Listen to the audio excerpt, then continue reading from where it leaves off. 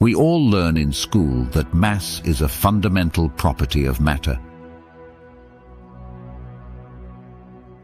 It's the stuff that makes up everything, from the smallest subatomic particles to the largest galaxies. But what if I told you that mass isn't an inherent, unchangeable property for all particles? What if some particles are born completely massless and only acquire their mass as they begin to move? This isn't a paradox, it's a mind-bending reality, and the key to understanding it lies in a mysterious, omnipresent field that fills the entire universe, the Higgs field. This is the story of how some particles get their mass, not from their own nature, but from their interaction with the very fabric of space itself. First, let's quickly define what we mean by mass. We usually think of it in two ways. Gravitational mass is what causes a massive object to attract other objects. It's why we feel a pull toward the Earth. Inertial mass is a measure of an object's resistance to a change in its motion. The more inertial mass an object has, the harder it is to push. Einstein's theory of general relativity tells us that these two types of mass are equivalent.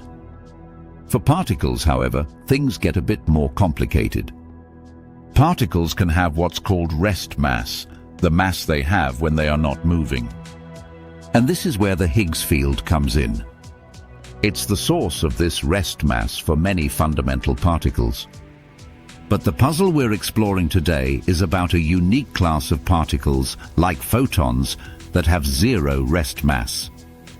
To understand how particles get their mass, we need to talk about the Higgs field. The Higgs field is not like other fields. It's unique because it has a non-zero value everywhere in the universe, even in the vacuum of empty space. Imagine this field as a cosmic molasses or a dense, uniform syrup that fills all of space-time. A particle's mass is a direct result of how much it interacts with this Higgs field. Particles that interact strongly with the Higgs field are like a person trying to run through this thick syrup. The field grabs hold of them, resisting their motion and slowing them down. This resistance is what we experience as inertial mass. The stronger the interaction, the more massive the particle. For example, a top quark interacts very strongly with the Higgs field, which is why it is incredibly massive. An electron interacts less strongly, so it's much lighter. But what about particles that are completely unaffected by this cosmic syrup? The photon, the fundamental particle of light, is a perfect example. The photon has no rest mass because it simply does not interact with the Higgs field at all. Think of it as a particle that glides effortlessly through the cosmic syrup, experiencing no resistance. Because it has no inertial mass from the Higgs field, it has no weight and no resistance to motion. This is precisely why it is able to travel at the maximum possible speed in the universe, the speed of light. But the photon isn't the only example. Gluons, the particles that carry the strong nuclear force, also have zero rest mass because they don't interact with the Higgs field. Neutrinos, on the other hand, were once thought to be massless, but recent discoveries have shown they have a very tiny mass, which means they must interact with the Higgs field, albeit very, very weakly.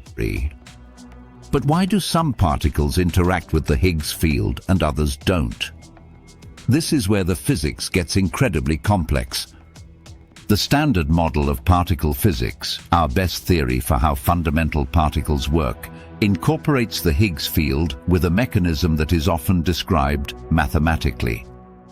The key is that the Higgs field has a potential that causes it to settle into a non-zero value everywhere in space. This symmetry-breaking event is what gives the field its unique properties and allows for its interaction with other particles.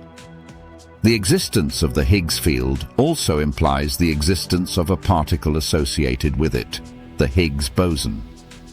The Higgs boson is like a ripple or a wave in the Higgs field itself. The discovery of the Higgs boson at the Large Hadron Collider in 2012 was a monumental achievement, providing crucial evidence for the existence of the Higgs field and a huge leap forward in our understanding of how particles acquire mass. So, to answer the question, why do some particles have no mass until they move? They don't. The more accurate question is, why do some particles have no rest mass? And the answer is that it's all about their interaction with the Higgs field. Some particles, like photons, simply pass right through it, remaining massless and traveling at the speed of light. Other particles, like electrons and quarks, are bogged down by it, gaining mass as they interact with the field. The discovery of the Higgs field and the Higgs boson has fundamentally changed our understanding of the universe. It tells us that mass isn't just stuff. It's a dynamic property that emerges from a particle's relationship with the universe-wide field. It's a beautiful and elegant solution to a cosmic puzzle, a reminder that the most fundamental properties of reality are often hidden in plain sight, woven into the very fabric of space-time itself.